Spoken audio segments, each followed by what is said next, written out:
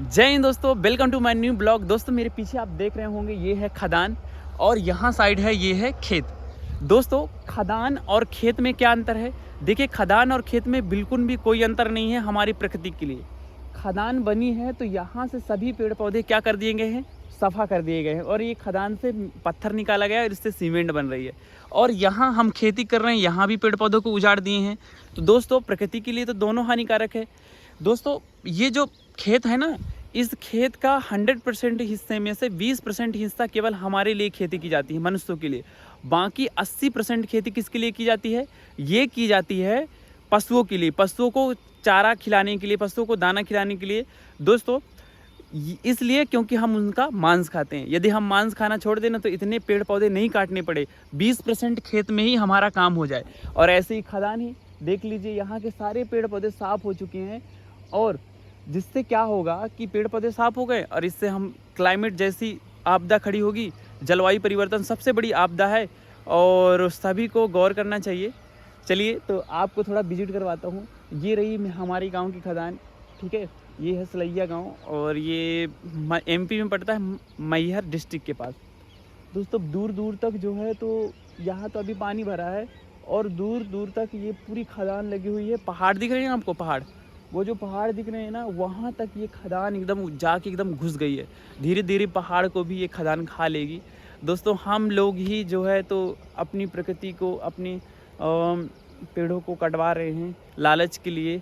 2-2 लाख, 3-3 लाख, 4-4 लाख मिल जाते हैं तो लोग ऐसे दे देते हैं क्योंकि लोग गरीब हैं, उनके पास पैसा नहीं है। लेकिन मुझे लगता है जो ये बड़े लोग हैं इनको समझना चाहिए कि हमारी जो प्रकृति है उसका बहुत नाश हो रहा है, क्योंकि सबसे ज़्यादा यही लोग जो है कार्बन एमिशन करते हैं। तो चलिए दोस्तों, ज्ञान की बात तो ठीक है और ये तो सबसे बड़ी बात है क्योंकि इसमें सबका हित है, क्योंकि हम प्रकृति के अंश है कि नहीं। चलिए आपको विजिट करवाता हूँ। तो ये रहा मेरे पीछे खेत और ये रही खदान। आपको पीछे दिख रहा होगा दोस्तों, ये जो दिख रही है आपको, ये है पहाड़। ये जो पहाड़ है ये बहुत बड़ी पहाड़ है। मुझे लगता है इसको तुमुर का पठार बोलते हैं दोस्तों, तुमुर का पठार, ठीक है। नहीं तुमुर नहीं, कैमूर का पठार बोलते हैं दोस्तों। तो ये पीछे आप देख रहे होंगे सूर्य, आज सुबह का वक्त है तो बहुत अच्छा व्यू दिख रहा है। तो दोस्तों मैं आपको अपनी गड्डी दिखाता हूँ, जिस गाड़ी से आया हूँ यहाँ ब्लॉग बनाने। चलिए दिखाता हूँ आपको, वो खड़ी है यही सबसे पहले गाड़ी लॉन्च हुई थी और लोग इसी को भूल गए हैं। और दोस्तों जो लोग इनको भूल गए ना, लोग लेटरिंग के लिए भी किसका यूज़ करते हैं? बाइक का यूज़ करते हैं। वही लोग सबसे ज़्यादा पीड़ित है। क्यों?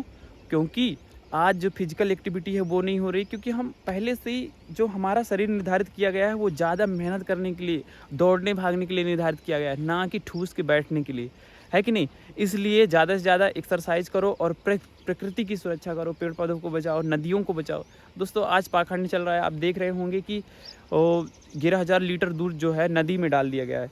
अब ये 11,000 लीटर दूध पता है जो मछलियाँ हैं उनके लिए कितना हानिकारक है? बहुत हानिकारक है दोस्तों। तो इस प्रकार से चीज़ें समझनी चाहिए लोगों को, वो समझ नहीं रहे हैं।